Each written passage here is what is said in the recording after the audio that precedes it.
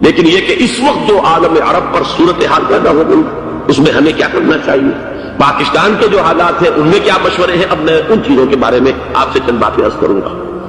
پہلی بات تو یہ ہے کہ مشرق وسطیٰ کے مسئلے میں اس کے پس منظر کو سمجھ لینا چاہیے۔ ہمارے بہت سے احباب جو ہیں وہ فوری طور پر وقتی صورتوں کو جیسے کہ حالات و واقعات ہوتے ہیں صرف انہی کے اعتبار سے رائے قائم کرتے ہیں، چیزوں کا پس منظر جو ہے نگاہوں کے سامنے رہنا چاہیے۔ اس صدی کا ایک مختصر سا نقشہ ذہن میں رکھیے، یہ 20ویں صدی کے آغاز کے وقت جسے ہم پورا کہتے ہیں مڈل ایسٹ، بلکہ صرف مڈل ایسٹ نہیں، پورا شمالی افریقہ سلطنت عثمانیہ کا حصہ تھا، خلافت عثمانیہ،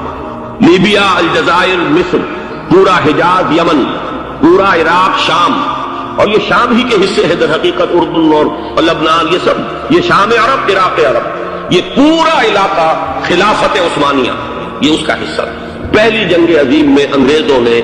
عربوں کو بغاوت پر آمادہ کیا، غداری پر آمادہ کیا، انہوں نے خلافت عثمانیہ کے خلاف بغاوت، بیج بوئے ان کے دلوں کے اندر نفرت، ابھارا انہیں، تم ترکوں کے غلام کیوں ہو، تمہیں خود حاکم ہونا چاہیے، تم کھڑے ہو جاؤ ہم مدد کریں گے، تم بغاوت کرو، تم ان ترکوں کے خلاف ہماری مدد کرو،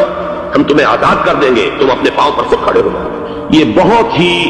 ہمارے لیے دردناک المیہ ہے پہلی جنگ عظیم کا۔ کرنل لارنس جیسا شخص برطانوی استعمار اور اس کے نتیجے میں عربوں نے بغاوت کی، اور اس قدر دردناک بات آپ کو بتا رہا ہوں، میں پہلی مرتبہ جب سن 62 میں حج کے لیے گیا مدینہ منورہ میں، ابھی وہ ریل کے انجن کھڑے ہوئے تھے۔ یہ ترکی کے زمانے میں، سلطنت عثمانیہ کے زمانے میں بغداد سے مدینے تک ریلوے لائن تھی۔ یہ پورا ایک عالم سلطنت عثمانیہ، سلطنت نہیں خلافت عثمانیہ، پوری ٹرینیں جو ہے ترکوں کی اڑائی گئی،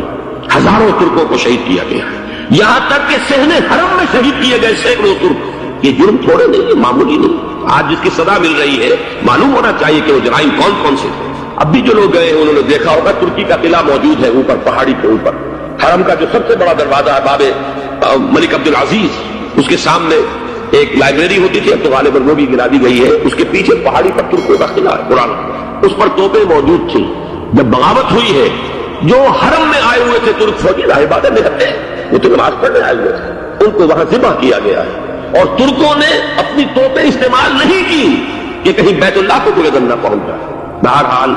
یہ غداری ہوئی ہے پہلی جنگ عظیم کے دوران، اور نہ صرف ترکوں کے عربوں نے کی ہے، جیسا کہ میں نے کہا تھا دو ہے سب سے بڑے مجرم روئے ارضی کے اوپر امت مسلمہ کے طبقات۔ ہمارا پنجابی سپاہی بھی جا کر انگریزوں کی مدد کر کے ایلن بی کو قبضہ جو لے کر دیا بغداد کا، اس میں ہمارے مسلمان پنجابی سپاہی بھی شامل۔ یہ خون چکاں باب ہے ہماری تاریخ کا اس صدی کا۔ لیکن اس کے بعد سلطنت عثمانیہ کے ٹکڑے ہو گئے، چیچڑے ہو گئے۔ ایک انگریز نے لکھا ہے، یہ جملہ ذہن میں رجا ہوا جملہ، کہ تاریخ میں یہ بات سب ہو جائے گی کہ ایک انگریز نے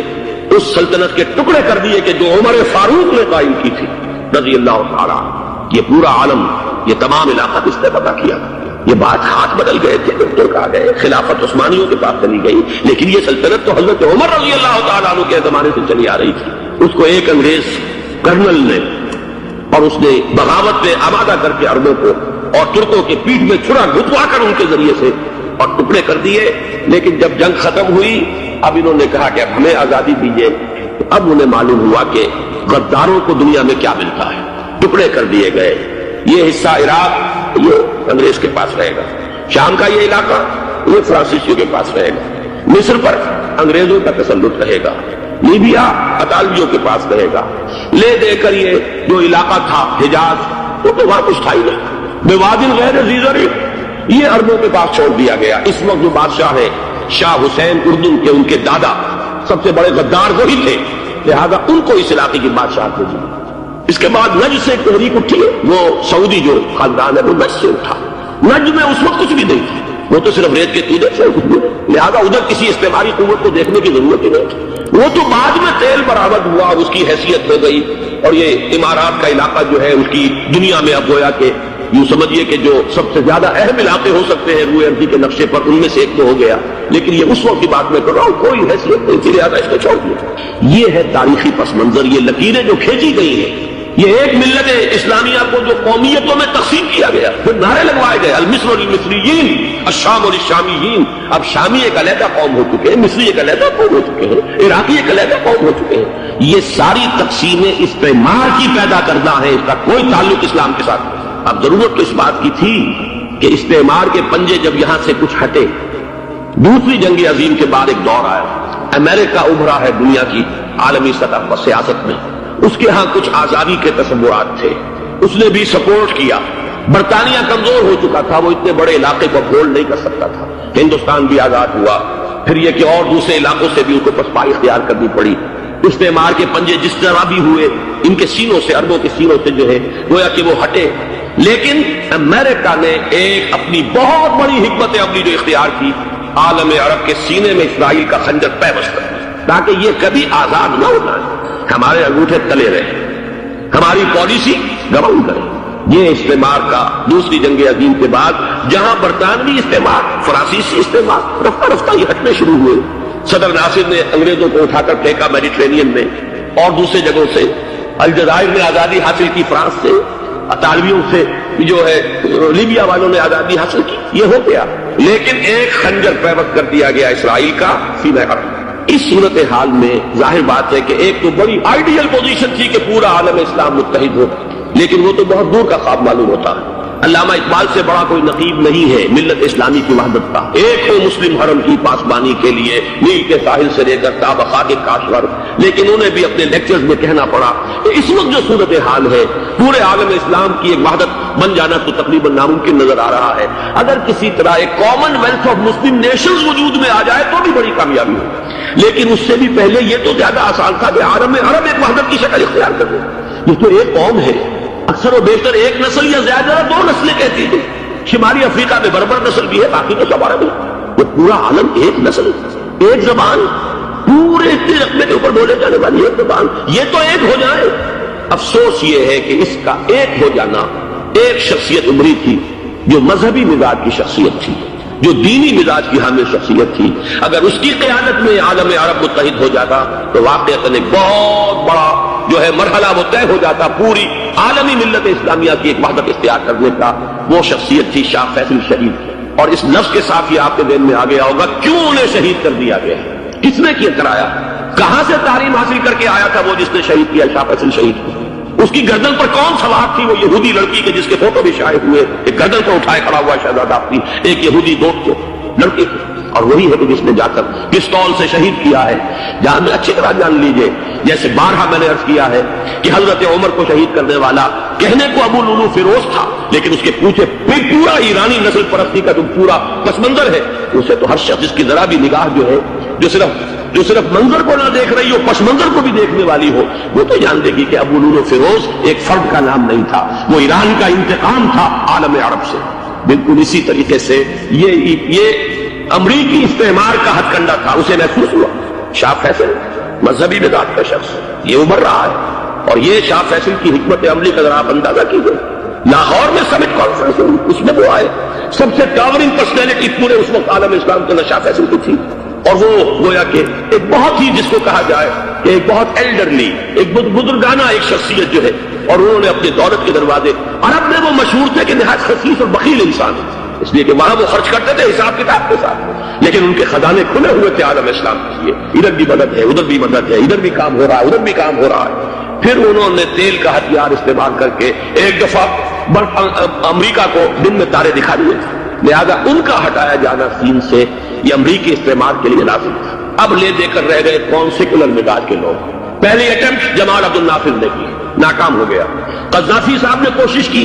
کہ وہ ان کی جانشینی حاصل کر لے، ناکام ہو گیا۔ اب ایک تیسری شخصیت صدام حسین کی، ملحد ہے، اسلام سے کوئی سروکار نہیں، باس کا فلسفہ، سیکولرزم پلس عرب نیشنلزم، یہ اصول ہے، لیکن یہ ہے کہ یہ شخصیت اب ابھر کر ایسی آئی ہے کہ اس سے اس وقت یہ جان لیجیے، میں امریکہ میں بھی عربوں سے مل کر آیا ہوں، سعودی عرب میں بھی اب میں وہ دیکھ آیا ہوں، نوجوان نسل جو ہے عربوں کی، پورا جو دوسرے عرب ممالک ہے جہاں پر کہ مذہب کا اتنا چرچا ہی نہیں ہے، پورا فلسطینی عرب، جارڈن کے عرب، شامی عرب عوام، وہ سب کے سب صدام کے پیچھے ہے، اس لیے کہ انہیں نظر آ رہا ہے کہ ایک شخص پھر ایسا پیدا ہو کر سامنے آ گیا ہے جو شاید عالم عرب کو پھر یونائٹ کرے، اور یہ ہے اصل وہ شے کہ جو امریکہ کے لیے کسی صورت میں قابل قبول نہیں۔ دولت کے یہ ذخائر، خلیج کی یہ دولت، سیال سونا اور اس کے ذخیرے، اور یہ کسی طریقے سے یہ امریکہ کے زیر اثر میں رہے، یہ ہے وہ شے جو اسے برداشت نہیں ہے۔ جو کوئی اربوں کی محبت میں نہیں آیا، 2.5 لاکھ فوج لے کر وہ کوئی شاہی عرب جو خاندان ہے سعودی، اس سے اس کی کوئی دلچسپی نہیں، کوئی پتہ نہیں کہ وہ خود ان کو ہٹا دے اور وہاں پر کوئی جمہوری ڈھانچہ جو ہے وہاں پہ کھڑا کروا دے خود امریکہ۔ اس لیے کہ سعودی عرب میں دیکھ آیا ہوں حالات اگرچہ ظاہر بات ہے کہ زیادہ گہرائی میں تو وہاں جانے کا موقع ہی نہیں ہوتا، بہت ہی مستبد حکومت ہے، لیکن صاف نظر آ رہا ہے کہ اس وقت دونوں طبقے نوجوانوں کی جو ہے وہ شاہی خاندان کے شدید خلاف ہو چکے ہیں۔ جو وہاں پر جدید مثقف طبقہ ہے، جدید تعلیم یافتہ، جو باہر پڑھ کر آیا ہے امریکہ میں اور کہیں اور وہ کثیر تعداد میں ہے، وہ صاف سوال کر رہے ہیں کہ یہ billions and billions of dollars کے جو ہمارا خرچہ آتا تھا، ہمارے ہتھیاروں کے آرڈر جاتے تھے، وہ کہاں گئے؟ کل 65,000 فوج، اور عرب کے پاس، سعودی عرب کے پاس اتنے ٹینک بھی نہیں ہے جتنے کہ یمن جیسے غریب ملک کے پاس ہے۔ ہمارا روپیہ یہ گیا کہاں؟ یہ ایک سوال ہے جو ہر شخص کے ذہن کے سامنے ہے۔ اب ہمیں اپنے معاملات کو خود سنبھالنا ہوگا۔ اسی طریقے سے جو مذہبی طبقہ ہے، اور وہاں ہے بڑی تعداد میں مذہبی طبقہ نوجوان جب یہ بڑا جذبہ ہے، اور ان کا وہ جوش جہاد انہیں جہاد افغانستان تک لے کر آیا، سینکڑوں عرب نوجوان یہاں جو ہے شہید ہوئے، اپنے ملک میں تو انہیں بولنے کی بھی کوئی امکان نہیں ہے، لیکن یہاں وہ جذبہ جو اندر اندر پروان چڑھ رہا ہے، وہ جذبہ انہیں لایا ہے اور افغانستان کی سنلاخ واریوں کے اندر انہوں نے جامع شہادت پیش کیا ہے۔ وہ طبقہ بھی شدید مخالف ہو چکا ہے کہ انہوں نے امریکیوں کو بلا کر، ان میں یہودی بھی ہے، عیسائی تو ہے ہی ہے، یہودی ہے، یہودی عورتیں ہیں جو کچھ اب وہاں بے حیائی اور بے پردگی کے مناظر نظر آ رہے ہیں۔ یہ سرزمین عرب، میں نے امریکہ میں تقریر سنی ہے اسنا کے جو فائنل ان کا ایک سیشن تھا اسلامک سوسائٹی نارتھ امریکہ، جس میں میں مدعو کیا گیا تھا، اسی لیے میں نے یہ سفر کیا تھا۔ ایک نوجوان نے جو تقریر وہاں پر کی ہے، واقعہ یہ ہے کہ میں حیران رہ گیا اس کی جرأت کا۔ اس نے کہا کہ حضور نے فرمایا تھا کہ جزیرہ نما عرب میں 2 دین جمع نہیں ہو سکتے، اور آج شاہی خاندان کی صرف اپنی حکومت کو بچانے کے لیے امریکیوں کو اتنی بڑی تعداد میں بلا لیا گیا ہے، جن میں موبائل چرچ بھی ہے، موبائل سینیگوگز ہیں، یہودی مرد اور عورتیں جو ہے دندناتے پھر رہے ہیں آج عرب کی سرزمین پر۔ لہذا جو مذہبی طبقہ ہے وہ اس پر شدید رد عمل جو ہے اس کے اندر پایا جاتا ہے۔ یہ حالات ہیں جو میں آپ کے سامنے چاہتا تھا کہ یہ وہ شامت اعمال ہے۔ ایک طرف یہ کہ وہ شخصیت جو ہے صدام حسین کی، وہ کوئی پسندیدہ شخصیت نہیں، لیکن یہ کہ اس شخصیت کو تقویت دینے والے بھی تو یہی لوگ تھے۔ انہیں خطرہ تھا ایران کے انقلاب سے کہ کہیں اسی قسم کا کوئی انقلاب ہمارے ہاں نہ آ جائے، لہذا انقلاب ایران کو ایکسپورٹ نہ ہونے دے، اس لیے انہوں نے اسی صدام حسین کو بلینز اور بلینز آف ڈالرز کی مدد دی۔ آج وہی ہے، عربی کی تو ایک کہاوت بھی ہے، سم من کلبک یا کو اپنے کتے کو کھلا پلا کے موٹا کرو، کسی روز تمہیں کو کاٹے گا۔ آج وہ تو انہیں کاٹ رہا ہے، لیکن یہ کہ اس کا جو علاج تجویز ہوا ہے وہ انتہائی خوفناک ہے۔ 2.5 لاکھ امریکی وہ استعمار کے پنجے جو بمشکل عالم عرب کے سینے سے جو گڑے ہوئے تھے اس استعمار میں مشکل ہٹے تھے کہ ایک دم اب وہاں پر خبریں آ رہی ہیں، فرانسیسی بھی آ رہے ہیں، برطانوی بھی آ رہے ہیں، کہاں کہاں سے فوجیں آ رہی ہیں، اور وہاں پر 2.5 لاکھ تو صرف امریکن آرمی کا، اس میں تقریباً 1.5 لاکھ تو پہنچ چکی، اور جو بھی ہوگا وہاں پر جیسا کہ میں نے عرض کیا ہے اس قدر خوفناک سین ہے۔ میں نے بہت سے حضرات واقف ہوں گے، کئی مرتبہ میں نے حوالہ دیا ہے مولانا سید حامد دیا رحمہ اللہ، انہوں نے ایک دفعہ مجھے بتایا تھا کہ احادیث میں جو قرب قیامت کے حالات و واقعات کی پیشین گوئیاں ان میں یہ ہے کہ وہ جو آخری جنگ ہونی ہے جو کہ دجال کے خلاف ہوگی مسلمانوں کی، اور جس میں کہ حضرت مسیح علیہ السلام کا نزول ہوگا جس کے سلسلے میں اس سے پہلے ایک جنگ ہوگی بہت خوفناک، بہت خوفناک، اور عجیب الفاظ ان کے یہ تھے کہ اس میں ایک طرف مسلمان اور عیسائی اور یہودی تینوں ہوں گے۔ یہ بات سمجھ میں نہیں آتی تھی کہ مسلمان اور یہودی ایک جگہ کیسے جمع ہو سکتے ہیں۔ آج وہ نقشہ نظر آ گیا، آج اسرائیل، امریکہ، سعودی عرب اب یہ ایک ہے، بلکہ چلتے آئیے مصر، اسرائیل، سعودی عرب اور جو بھی ان کے حواری ہیں وہ سب ایک ساتھ میں کھڑے، اور ان کے اوپر سیادت کس کی؟ امریکہ کی۔ وہ نقشہ آ گیا، اور اس جنگ کے سلسلے میں مولانا حامد میاں رحمہ اللہ نے مجھے بتایا تھا کہ حدیث میں الفاظ آئے ہیں اتنے لوگ ہلاک ہوں گے، اتنے لوگ ہلاک ہوں گے، اتنے لوگ ہلاک ہوں گے کہ ایک پرندہ سینکڑوں میل تک اڑتا ہوا چلا جائے گا، اسے سوائے لاشوں کے اور کچھ نظر۔ یہ نقشہ خاکم بدہن تلا ہوا ہے، کھڑا ہوا ہے۔ جو بھی ہوگا کیمیاوی جنگ، کیمیاوی وارفیئر، کیمیکل وارفیئر، اور پھر ایٹمک وارفیئر، جس کی کھلی دھمکیاں دی جائیں۔ کبھی کوریا کے بارے میں اندیشہ تھا کہ یہ درندے خدا کی دھرتی کو، کوریا کی غریب بستی کو ناگاساکی بنا کے چھوڑیں گے، ہیروشیما بنا کے چھوڑیں گے۔ آج وہ صورتحال جو ہے عالم عرب پر، heart of the Arab land, اس پر یہ صورتحال بالکل تلی کھڑی ہے۔ اس میں ہمیں کیا کرنا چاہیے؟ میں نے یہ چاہا کہ پورا پس منظر آپ کے ساتھ، صرف وقتی سا کوئی ایک نعرہ، وقتی سی کوئی ایک خبر، اس کے حوالے سے ایک جذبات کا معاملہ، پورا ایک پس منظر سامنے رکھیے۔ اب وہ آپ کو شاید میری باتیں جو ہے وہ سمجھ میں آ جائیں۔ نمبر 1، ہمیں کسی صورت اس جنگ میں امریکہ کے گھڑے کی مچھلی نہیں بننا۔ امریکہ اسلام کے تحفظ کے لیے نہیں آیا، امریکہ حرمین کی حفاظت کے لیے نہیں آیا، امریکہ اپنے مفادات، عالمی مفادات کے تحفظ کے لیے آیا ہے، اور زیادہ سے زیادہ آپ کہہ سکتے ہیں کہ وہ سعودی شاہی خاندان کی حفاظت کے لیے آیا، اور بڑا عمدہ مضمون چھپا تھا پچھلے، بلکہ ابھی تک تو وہ تازہ ہی ہے جب تک نیا نہیں آتا، نظام میں، جس کا عنوان تھا اربوں کا چھڑا اور اربوں کا گڑا۔ سارے پیسے بھی نہیں چلے گئے، $12 بلین کا ایک چیک لے کر گیا جیمز بیکر۔ اندازہ تو کیجیے دنیا کہاں سے کہاں پہنچ گئی۔ میں نے حیرت ہوں کہ دنیا کیا سے کیا ہو جائے گی۔ 2 ماہ قبل اس کا تصور نہیں ہو سکتا، اتنی بڑی قوت امریکہ کی، تباہ کن قوت، اور جمع ہو جائے گی عرب کے اندر۔ لیکن یہ کہ وہ کاس بھی اربوں ہی کی ہوگی، انہی کا چھڑا انہی کا گلا۔ ہمیں کرنا یہ چاہیے، اللہ تعالیٰ ہماری حکومت کو، ہمارے سیاستدانوں کو، ہمارے ذمہ دار لوگوں کو ہدایت دے، وہ امریکہ کے گھیڑے کی مچھلی نہ بنے۔ اس کے تحفظ کے لیے یا شاہی خاندان کی حفاظت کے لیے بہت کچھ انہوں نے عیش کر لیے، کافی عیش کر لیے۔ باقی یہ کہ اب جو کچھ ہونا ہے وہ ہونا ہے۔ حرمین شریفین کو تو خود عرب کے لوگ کہتے ہیں کہ کوئی خطرہ نہیں ہے۔ سارا جھگڑا تو وہ تیل کی دولت کا ہے، وہ تیل کی دولت جو ہے وہ شمال مشرقی کونے کے اندر ہے۔ بلکہ یہ کہ جو رد عمل پیدا ہوا عالم اسلام میں اور سعودی عرب میں خود اس کے مذہبی نوجوانوں میں امریکی فوجوں کی آمد کے خلاف اس کا جواب دیا گیا رابطہ عالم اسلامی کی طرف سے کہ یہ جو بھی جنگ کا محاذ ہے، جو فوجیں ہیں، یہ حرمین سے تو 1500 کلومیٹر دور ہے، تو حرمین کو تو کوئی خطرہ نہیں۔ خطرہ ہے امریکہ کے عالمی مفادات کو۔ آج آپ کو معلوم ہے دنیا 2 طبقوں میں بٹی ہوئی ہے، دی رچ اینڈ دی پور۔ یہ جو اقوام ہیں، جو 6-7 قومیں شمار ہوتی ہیں دنیا کی دولت مند قومیں، ان کے لیے خطرہ ہے کہ یہ اگر ہم ان کا جو سب سے بڑا ذریعہ ہے اس کا صنعت کا یہ تیل، اگر اس کو کچھ ہو گیا تو ان کی سب کی اکانومی جو ہے وہ ایک دم دھڑام سے زمین پر آ جائے گی، وہ بھی برابر ہو کر رہ جائیں گے دنیا کے دوسرے ملکوں کی۔ یہ اس کی حفاظت کے لیے آئے۔ ہمارے نوجوان کو آج میں سوچتا ہوں کاش کہ ہمیں معلوم ہو، ہمیں وہ تاریخ دہرانی نہیں چاہیے کہ ہم نے پہلی جنگ عظیم میں انگریزوں کے استعمار کے پنجے گڑوانے کے لیے اپنی جانیں دی۔ پنجاب کا نوجوان، پنجاب کا مسلمان سپاہی بھی جا کر ایلن بی کو قبضہ دلوانے کے اندر اور بغداد پر قبضہ کرانے میں اس کے تعاون کیا، اس کی مدد کی۔ کیا آج بھی وہی تاریخ اپنے آپ کو دہرائے گی؟ آج ہمارا فوجی جائے گا وہاں پر امریکہ کے تحفظ کے لیے، اس کے مفادات کے تحفظ کے لیے۔ پہلی بات یہ کہ ہرگز نہیں ہونا چاہیے۔ ہونا کیا چاہیے؟ پہلی کوشش یہ ہو کہ یہ بین الاسلامی معاملہ بنے، مسلمان امت آئے، امریکی فوجی جائیں، فرانسیسی جائیں، برطانوی جائیں۔ ہاں اس صورت میں کہتا ہوں پاکستان کا ایک بچہ وہاں جائے اور اپنی جان قربان کرے، اس لیے کہ یہ قرآن کا حکم ہے۔ بَإِن طَائِفَتَانِ مِنَ الْمُؤْمِنِينَ اقْتَتَلُوا فَأَصْلِحُوا بَيْنَهُمَا فَإِن بَغَتْ إِحْدَاهُمَا عَلَى الْأُخْرَىٰ فَقَاتِلُوا الَّتِي تَبْغِي حَتَّىٰ تَفِيءَ إِلَىٰ أَمْرِ اللَّهِ فَإِن فَاءَتْ فَأَصْلِحُوا بَيْنَهُمَا بِالْعَدْلِ وَأَقْسِطُوا إِنَّ اللَّهَ يُحِبُّ الْمُقْسِطِينَ۔ امت مسلمہ کو حکم دیا گیا اگر مسلمانوں کے 2 گروہ لڑ پڑے تو تم صلح کراؤ،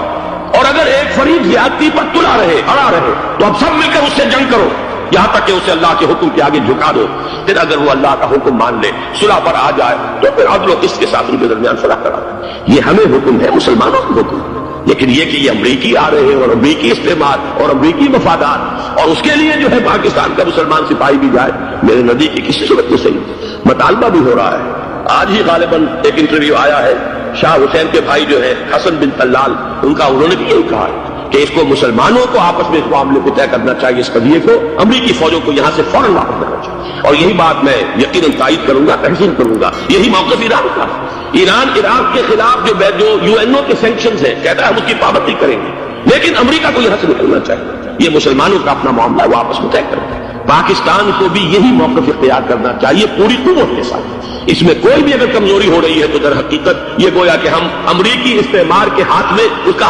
کار بن کر، کھلونا بن کر استعمال ہو رہا ہے، جو کہ ہمیں کسی صورت میں نہیں کرنا چاہیے۔ اگر یہ بھی ناکافی ہو تو دوسرا ایک اور مسئلے کا حل موجود ہے اس سے براڈر سطح پر، کہ غیر جانبدار ممالک اگر کوئی ہے ان کو بھی اس قضیے کے اندر شامل کیا جائے۔ ایک تحریک تھی کسی زمانے میں، کافی بڑی تھی، لیکن یہ کہ وہ بھی اگر اس کے اندر شامل ہو جائیں، لیکن امریکہ، رشیا، یہ تو ظاہر بات ہے سپر پاورز ہیں، ان کے مفادات ہیں، عالمی اور گلوبل مفادات ہیں۔ لہذا اول تو یہ ہونا چاہیے کہ بین الاسلامی معاملہ بنا کر، اس صورت میں جیسا کہ میں نے عرض کیا ہماری پوری فوج بھی جائے اللہ پر توکل کر کے، پاکستان کا محافظ اللہ ہوگا، اگر اللہ کے حکم کے اوپر عمل کرتے ہوئے مسلمان یہاں سے جائیں اور جا کر وہاں پر جو ہے اپنی جانیں دینے کو تیار ہو جائیں۔ لیکن اگر یہ اس میں بھی کافی نہ ہو تو جو بھی غیر جانبدار ممالک ہیں ان کو بھی اس معاملے کے اندر شریک کیا جا سکتا ہے۔ بدر جائے آخر اگر پاکستانی فوج جائے، وہ صرف حرمین شریفین کے گرد و نواح میں ان کو ڈپلوائے کیا جانا چاہیے۔ اگر خدا نہ خواستہ وہاں پر کوئی آنچ آنے کی شکل پیدا ہو جائے تو اس کی اے ارض پاک تیری حرمت پہ کٹ مرے ہم، اس کے لیے مسلمانوں کو تیار رہنا چاہیے، اس لیے کہ بہرحال جہاں تک ارض پاک کی حرمت کا تعلق ہے وہ ہمارے ایمان کا جز ہے۔ باقی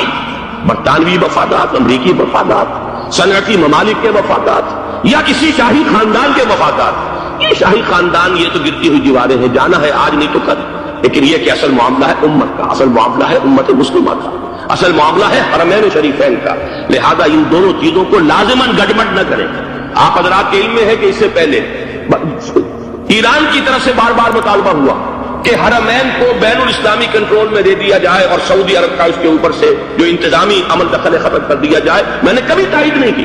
اس لیے نہیں کی کہ میرا مشاہدہ ہے، میں گیا ہوں بارہا، سعودی عرب کی حکومت نے چاہے خود بھی بڑے بڑے محل بنائے ہیں لیکن حرمین کی خدمت کے اندر بھی کوئی کمی نہیں کی، اس پر انہوں نے اربوں ڈالر اس وقت بھی خرچ کیا ہے، اس کے اوپر انہوں نے اس حج کے انتظامات پر پوری حکومت جو ہے وہ اپنے آپ کو لگائے رکھتی ہے، لہذا اس اعتبار سے کوئی کمی کی بات نہیں وہاں پر آئی کہ جس کے لیے ضرورت ہو کہ ان کا عمل دخل وہاں سے ختم کیا جائے، لیکن یہ صورتحال اب جو پیدا ہو گئی ہے یہ بالکل مختلف ہے، اسے اس کے کانٹیکسٹ کے اندر دیکھا جانا چاہیے اور اسی کے حوالے سے میں نے چند رائے آپ کے سامنے رکھی۔ اب آئیے پاکستان کی طرف جو ہمارا اصل مسئلہ ہے، اس کے تو ہم سب سے بڑے ذمہ دار ہیں، اس کی بھلائی ہے تو، برائی ہے تو،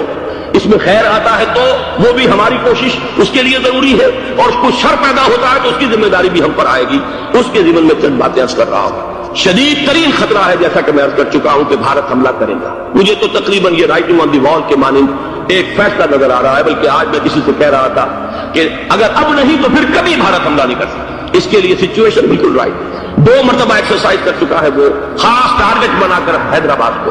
اور اس کے پیش نظر ہے سندھ میں جو بھی خلفشار ہے اسے اس کے علم میں جو بھی تصادم ہے،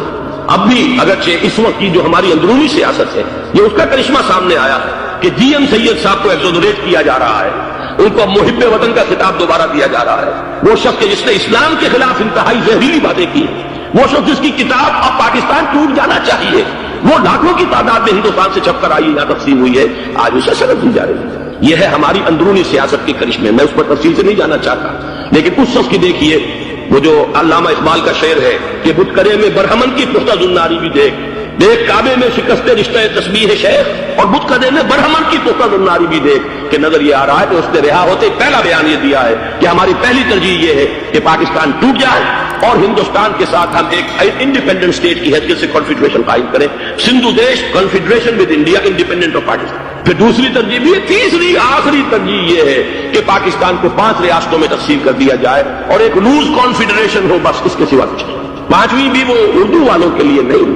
مہاجرین کے لیے نہیں، ان کے لیے تو ان کے پاس کچھ نہیں ہے۔ 5ویں بھی پنجاب میں سے کاٹ کر سرائیکی صوبہ بنایا جائے اور سندھ میں تو بہرحال اردو بولنے والوں کو سندھی بن کر رہنا ہو۔ یہ اس شخص کا رہائی کے بعد بھی بیان ہے جسے آپ سند دے رہے ہیں کہ وہ محب وطن ہے اور وہ غدار نہیں ہے، وہ پاکستان کا مخالف نہیں ہے۔ بہرحال یہ حالات جو ہے انتہائی خوفناک ہے ہمارے۔ آج کشمیر میں جو صورتحال ہے ہندوستان کے لیے انتہائی تشویشناک ہے، جو بدنامی اس کو مل سکتی تھی مل چکی ہے، اور یہ آپ نے دیکھ لیا وہ امریکہ بہادر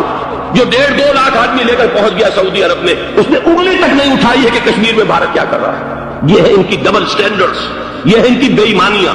کہ بھارت وہ کچھ کر رہا ہے وہاں۔ آج اگر ظلم ہو رہا ہے کویت میں عراقیوں کے ذریعے، پورے ورلڈ ٹیلی ویژن پر، CNN پر، فلاں پر اور اخبارات میں، آج بھی ایک لمبا مضمون میں نے اخبار میں پڑھا ہے، لیکن یہ ہے کہ کشمیر میں کیا ہو رہا ہے کہیں تذکرہ نہیں ہو رہا۔ یہ ہے دنیا کے اندر دیانت اور امانت اور شرافت کا حال، اور بین الاقوامی سیاست جو ہے اس کے ڈبل سٹینڈرڈز، لہذا جو بدنامی بھارت کو آ سکتی تھی وہ آ چکی ہے۔ ہندوستان سے ایک نوجوان مسلمان صحافی دہلی سے آئے تھے، نئی دنیا ایک پرچہ نکلتا ہے اس کے طرف سے وہ دورہ کر کے گئے، مجھ سے بھی لاہور میں ملے تھے، تقریباً 1 مہینہ 1.5 مہینہ ہوا۔ ان کے الفاظ سن کر میں کانپ گیا۔ انہوں نے کہا تھا کہ بھارت کی حکومت اس کے اوپر تلی ہوئی ہے کہ چاہے ایک اور آخری کشمیری کو بھی ہلاک کرنا پڑے، وہ کشمیر کے اندر کبھی بھی کوئی معاملہ جو ہے کشمیر کی آزادی یا کشمیر کو پاکستان کے لیے جانے کے لیے تیار نہیں۔ کیا بگڑے گا اس کا؟ آپ سمجھیے کہ اگر 80-90 کروڑ قوم کی ایک قوم ہے، 1 کروڑ آدمی ختم کر ان کا دل تو جو ہے اس پہ دکھے گا نہیں۔ حال ہمارا یہ ہے کہ ہم تو کوئی چہرے پہ نہیں کر سکتے، ہم تو اپنی صفائی دیتے رہے کہ نہیں ہمارا کوئی ہاتھ نہیں ہے، ہم نے کچھ نہیں کیا ہے، ہمارا کوئی اس کے اندر عمل دخل نہیں ہے، بس یہی ہماری ڈپلومیسی کا شاہکار رہا۔ یہ حال ہے پاکستان کا۔ لہذا بھارت کا وہ معاملہ جو ہے، میں نے جیسا کہ آپ کے سامنے مختلف فیکٹرز گنوا دیے تھے، اندرونی اس کی سیاست، اندرونی خلفشاں، وہ تو اب آ کر رہے گا۔ اللہ یہ کہ اللہ تعالیٰ کے قبضہ قدرت میں ہر شے ہے، وہ ٹال دے تو ٹال دے۔ مجھے اقبال کا وہ شعر یاد آ رہا ہے، تقدیر تو مبرم نظر آتی ہے لیکن پیران کلیسا کی دعا ہے کہ یہ ٹل جائے۔ ہم دعا کریں کہ یہ ٹل جائے وقت، لیکن یہ ہے کہ تقدیر مبرم نظر آ رہی ہے۔ اس حالت میں ہمیں کیا کرنا چاہیے؟ نمبر ایک یہ کہ سب سے اہم شے ہے قومی یکجہتی، اور قومی یکجہتی کے اعتبار سے انتہائی خوفناک مرحلہ آ رہا ہے انتخابات میں تو کچھ نہ کچھ فساد، کچھ نہ کچھ دنگا، کچھ نہ کچھ ہنگامہ، ایک دوسرے کے خلاف کیچڑ، ایک دوسرے کے خلاف الزامات، موچھاڑ، یہ تو بڑھتے ہیں۔ بھارت میں بھی قتل و غارت گری ہو جاتی ہے کچھ نہ کچھ۔ لہذا یہاں پر بھی پیر پگاڑا صاحب جو ہمیشہ سے کہتے چلے آ رہے ہیں فیملی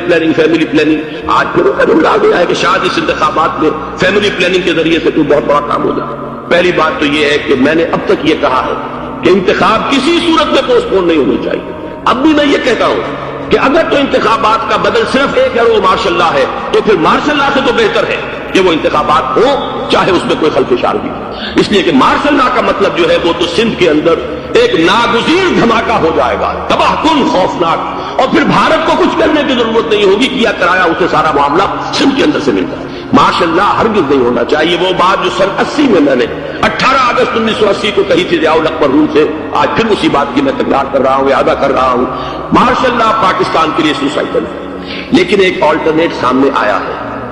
ایک تو پشاور ہائی کورٹ کا ورڈکٹ آ گیا، اور یہ کہ کچھ اور لوگوں کی طرف سے بھی باتیں آئی ہیں۔ ایک دو دن ہوئے ہیں جنگ میں دو اہم سرخیاں تھیں، اور وہ بڑے اونچے حلقہ جو ہمارا فوج کا اونچا حلقہ ہے اس کی طرف سے اگرچہ نام کسی کا نہیں تھا، ایک تو یہ کہ ماشاء اللہ یہاں کسی صورت نہیں لگے گا، دوسرے یہ کہ کوئی قومی حکومت کی تشکیل جو ہے اگر کسی طرح ہو سکتی ہو تو وہ اس وقت کا حل ہے، اور وہ اسی شکل میں ممکن ہے۔ اگر تو الیکشن آپ پوسٹ پون کرتے ہیں اور اسمبلیاں پرانی بحال نہیں کرتے تو پھر تو اس کا مطلب یہ کہ ہمارا کانسٹیٹیوشن ایبروگیٹ ہو گیا اور اس کا آلٹرنیٹ سوائے ایک مارشل لا کا کوئی نہیں۔ لیکن اگر صدر اسحاق صاحب ہمت کر لیں ملک کے حالات کو دیکھ کر، جو اس وقت صورتحال ہے، جو خطرات ہیں بارڈر پر، ان کو دیکھتے ہوئے یا تو یہ کہ عدالتوں کے ذریعے سے اسمبلیاں بحال ہو جائیں، اس میں حکومت زیادہ رکاوٹ نہ ڈالے، یا یہ کہ خود صدر اسحاق صاحب واپس لے سکتے ہو قدم تو واپس لے لے، لیکن یہ کہ تمام پارٹیز سے یہ پہلے عہد لے لیا جائے کہ وہ ایک قومی حکومت کی تشکیل کریں گے۔ یہ وہ بات ہے، آپ کو یاد ہوگا مرزا اسلم بیگ صاحب، انہوں نے بالکل شروع میں سن 88 کے الیکشن کے بعد کہا تھا کہ نیشنل گورنمنٹ فارم کی جانی چاہیے۔ اس وقت تو کسی نے دھیان نہیں دیا، پیپلز پارٹی بڑے نشے میں تھی، اس کو خاص طور پر سندھ میں جس طرح کا واقعہ ملا تھا اس کا ایک نشہ تھا اس کے دماغ پر، اس لیے وہ سوچنے پر تیار نہیں ہوئی۔ لیکن یہ کہ وہ جو ایک فارسی میں کہا جاتا ہے کہ ہر چے دانا کنت کنت نادا، ایک بعد از خرابی بسیار، اب اس خرابی بسیار کے بعد بھی اگر عقل آ جائے اور ایک نیشنل گورنمنٹ بنائی جا سکے اور اس کے حوالے سے الیکشن کو پوسٹ پون کیا جا سکے تو میرے نزدیک یہ رائے پوری قوت کے ساتھ دی جانی چاہیے، پیش کی جانی چاہیے، اس لیے کہ الیکشن اس وقت جس خلفشار کا سبب بن جائے گا، ذریعہ بن جائے گا، اس کو تو گویا کہ اور بھارت کے جو گھناونے عزائم ہیں ان کو اور تقویت دینے کا سبب اور ذریعہ بن جائے گا۔ دوسری بات یہ، اس قوم کے اندر جذبہ جہاد، وہ ڈیفینسو جہاد، دفاعی جہاد، جس کے بارے میں کوئی دو رائے نہیں ہو سکتی کہ اس کے لیے جو جان بھی دی جائے گی وہ شہادت کی موت ہو، اس لیے کہ حضور کی حدیث ہے من قتل دون مالہ فہو شہید، جو شخص اپنے مال کی حفاظت کرتے ہوئے مارا گیا مسلمان وہ شہید ہے۔ تو ظاہر بات ہے کہ اپنی آزادی کا تحفظ جو ہے وہ مال کے تحفظ سے زیادہ اہمیت رکھنے والی شے ہے۔ ایک جذبہ جہاد پیدا کیا جائے اور ایک پیپلز آرمی یہاں پر کھڑی کی جائے، عوامی فوج صرف نہیں کر سکے گی تحفظ جب تک کہ پوری قوم جو ہے وہ فوج کی شکل اختیار نہ کرے، لیکن ظاہر بات ہے کہ اس کا بھی امکان اسی صورت میں ہوگا جبکہ کوئی ایسی حکومت وجود میں آ گئی ہو کہ جس میں اپوزیشن اور گورنمنٹ کا جھگڑا جو ہے وہ اوپر نہ چل رہا ہو، وہ آپس کی معاذ آرائی نہ ہو، تب ہی کوئی پیپلز آرمی جو ہے اس کا تصور جو ہے سامنے آ سکتا ہے۔ اللہ تعالیٰ توفیق دے کہ ہم اس کو بھی کر سکیں۔ آخری بات، آج میں سوچ رہا تھا کہ حضور کو اللہ تعالیٰ نے 2 تلواریں دے کر بھیجا تھا، ایک تلوار قرآن، جاہدہم بہی جہادا کبیرا، اے محمد یہ ہے آپ کی تلوار، اس کے ذریعے جہاد کیجئے، قلع کما کیجئے جاہلیت قدیمہ کا بھی، قلع کما کیجئے جاہلیت جدیدہ کا بھی، اور یہ بے یقینی کو رفع کیجئے، ایمان پیدا کیجئے۔ یہ ہے کہ جو آج ہمارے پاس وہ جہاد بالقرآن کے حوالے سے ہے، اور دوسرا ہتھیار تھا دین حق، هو الذی ارسل رسولہ بالہدی ودین الحق لیظہرہ علی الدین کلہ، وہ نظام میں عدل اجتماعی، وہ جو واقعہ یہ ہے کہ اگر اس کا نمونہ دنیا کو دکھا دیا جائے تو پوری دنیا اسے قبول کرے گی، اس لیے کہ دنیا تو پیاسی ہے، دنیا مختلف نظاموں کو ٹرائی کر کے تھک چکی ہے، اس نے جمہوریت کا تجربہ بھی کر لیا ہے جس نے سرمایہ داروں کی آمریت کی شکل اختیار کر لی، دنیا نے کمیونزم کا تجربہ بھی کر لیا ہے، وہاں سے بھی پسپائی اختیار کر رہی ہے نوع انسانی، لیکن یہ کہ وہ نظام عدل اجتماعی تو ہمارے پاس تھا، پچھلے سال آپ کو یاد ہوگا یہاں پر دسمبر کے مہینے میں اس کے اوپر سیمینار ہوئے تھے، سیاسی نظام، معاشی نظام اور معاشرتی نظام، اخلاقی نظام، وہ پورا نظام زندگی جو ہے وہ ہمارے پاس ہے جس کے لیے یہ ملک لیا گیا اسلامی انقلاب برپا کر کے، اور یہاں پر اس دین کو قائم کیا جائے۔ میں چند باتیں بھارت کے حوالے سے کہنا چاہتا ہوں۔ بھارت کے سلسلے میں ہم سے بہت بڑی بڑی کوتاہیاں ہوئی ہیں ہندو قوم کے حوالے سے۔ پہلی کوتاہی یہ ہوئی کہ ہم نے 800 یا 1000 برس تک حکومت کی، اگرچہ صوفیاء نے کچھ تبلیغ کی یہاں پر، لیکن علمی سطح پر، انٹلیکچوئل لیول پر کوئی تبلیغ کا کام نہیں کیا۔ ہندوؤں کی جو اعلیٰ ذات کے لوگ ہیں، اور ہندو ذہن ہے فلسفیانہ ذہن، اس فلسفیانہ ذہن کو ہم نے کبھی سمجھنے کی کوشش نہیں کی، اس تک ہم نے دین کی دعوت کو نہیں پہنچایا۔ ہم نے جہاد میں سیف کر کے انہیں زیر تو کر لیا، ان پر حکومت تو کی، لیکن یہ ہے کہ جہاد بالقرآن کے ذریعے سے ان کے نظریات، ان کے افکار، ان کے عقائد، ان کے نظریات باطلہ کا علاج نہیں کیا۔ یہ ایک بہت بڑا جرم تھا کہ ہم نے یہاں پر 1000 برس تک حکومت کی، لیکن یہ فرض منصبی ادا نہیں کی۔ اس ضمن میں آپ سے عرض کروں کہ پچھلے سال جب میں گیا تھا انڈیا، مولانا علی میاں سے مقدس اللہ العالی میری ملاقات ہوئی، میں نے انہیں ایک مشورہ دیا، وہ چوک گئے، انہوں نے مشورہ پسند بھی کیا، یہ مجھے نہیں معلوم کہ اس پر عمل کیا یا نہیں۔ میں نے ان سے عرض کیا کہ آپ ندوۃ العلماء میں سنسکرت کی تعلیم لازم کر دیں تاکہ یہاں کا عالم دین جو نکلے وہ ہندو جو مذہب کی کتابیں ہیں ٹاپ کی امہات کتب ان کو بھی سمجھ سکتا ہو۔ جب تک آپ ہندو ذہن کو نہیں سمجھیں گے اسلام اس کے سامنے پیش نہیں کر سکتے۔ لہذا ایک کام تو ہمیں یہ کرنا ہے، اور میں نے شاید آپ میں سے جو حضرات بھی میثاق پڑھتے ہیں ان کے تو علم میں یہ بات ہوگی کہ میں نے شاہ ولی اللہ دہلوی رحمۃ اللہ علیہ کا ایک قول جو ہے نقل کیا ہندوستان ہی کے ایک رسالے میں، وہ ان کا قول جو ہے اس کو کوٹ کیا گیا تھا، وہاں سے میں نے نقل کیا کہ انہوں نے فرمایا کہ ایک وقت آئے گا کہ ہندو قوم کے اعلیٰ ذات کی اکثریت اسلام قبول کر لے، اللہ کرے کہ وہ کام ہو، وہ بھی ہوگا تو جہاد بالقرآن کے ذریعے سے ہو۔ دوسری دو کوتاہیاں کیا ہوئی؟